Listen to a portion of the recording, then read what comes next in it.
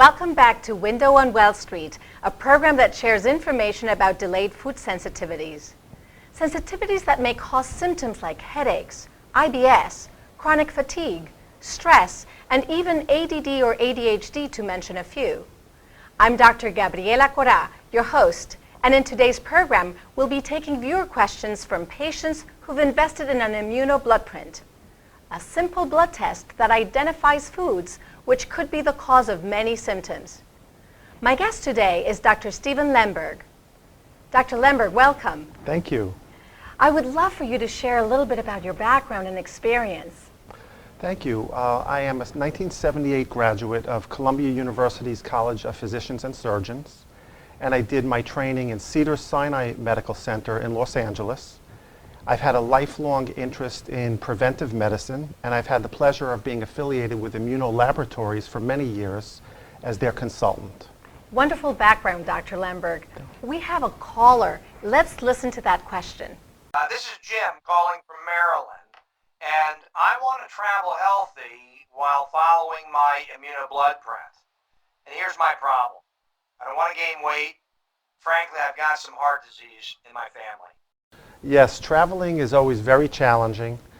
However, if you prepare ahead, things can go very, very well. Preparing ahead means taking care of every phase of the day, including the ultimate destination, planning menus at the hotel you will arrive at, and starting at breakfast, and everything in between. So let's go from breakfast. This person knows that they're going to travel. What can they do that very same day that they're going to be traveling? Well, typically it's breakfast like a king, lunch like a prince, and dinner like a pauper. A good breakfast, and then the packing is very important. Packing foods that are very portable and easily obtained, whether you are driving or in an airplane, and alternatives to the unhealthy snacks that the plane may offer you. Let's backtrack a bit. You know, I've prepared everything and I left my beautiful package on my kitchen counter. I'm rushing to the airport, I arrive, and I have nothing with me. What can I do? I think that's happened to me as well. And the thing to do is look through the airport and you will find healthy alternatives. They're a little hard to find, but you will always find a salad. You can find fruit salad as well, sandwiches with turkey or chicken, and you can make do with the healthy foods that are available in the airport. And how much should we eat? You know, sometimes we feel like we have to stuff ourselves before a trip. What would you suggest? I would suggest the opposite.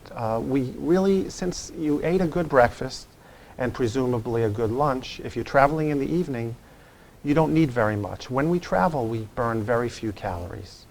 So because you're so inactive, I would use this as the time to rehydrate yourself and drink plenty of water. So while we have this hectic schedule, we travel, now we arrive, what should the differences in our diet be, whether we travel or we stay here and continue to work? Well, we try not to make a great distinction between how we eat when we travel, how we eat during the holidays, and how we eat every day. It should be pretty much a stable, consistent, healthy diet, and occasionally giving in to those foods that are not permissible. That's great advice. We've got Dr. Mikael Parsons standing by with some alternative food ideas. Dr. Parsons, any ideas for our caller? Dr. Lemberg, Dr. Cora, I too am a frequent traveler, and I am faced with a lot of food travel issues. Whether you have food allergies, if you're dealing with diabetes, or you're trying to balance your weight, maybe you're having some digestive problems, it's much easier on your body during that stressful travel time to be prepared with some things that are safe for you to eat. For example, one of my quick things that I like to do ahead of time, which is a good source of protein, is hard boil some eggs. I shell them at home, put them in a Ziploc bag, good to go. They're a good source of protein and they're going to get you through that stressful day. A more fun treat is an apple, and with that apple I quarter it at home, take the seeds out, then I'll add in some nut butter. There are a lot of different types of nut butters. Cashew butter is one of my favorites, but there's macadamia, pecan, almond, and you put the nut butter on the apple, put the apple back together again, and then use wax paper to wrap it up, put it in a Ziploc bag, and you're good to go. And you could actually pre-prepare 1 or 2 of those. It also prevents the apple from turning, you know, that yucky kind of color when it's exposed to air. Another fun travel tip, which is great for people who might be having blood sugar control problems or maybe some digestive issues, are the Mrs. May's nuts. As long as you don't have a nut allergy, these are amazing. Now remember, when we're on planes and we're like captive passengers, they're going to be passing through with the cart with overpriced junk food. Doing something like Mrs. May's, it comes in a convenient Ziploc pouch, is going to be a much better choice for you and more cost effective for you in the long run because you have more control over what you're eating.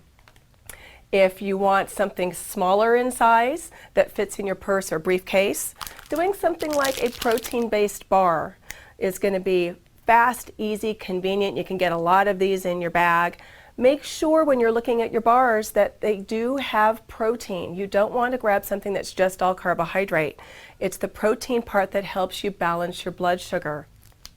If you're needing a little something more than that, especially if it's for a long trip, then you can think about doing a shake.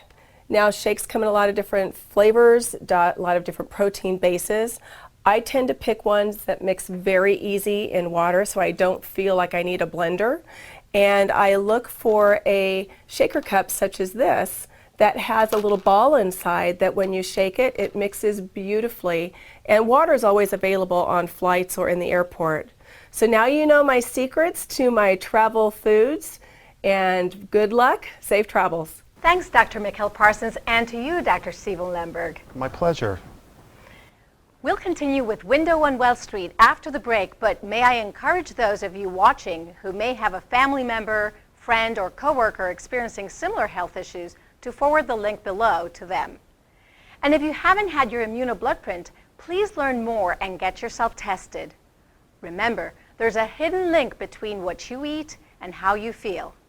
I'm Dr. Gabriela Cora, and we'll be right back.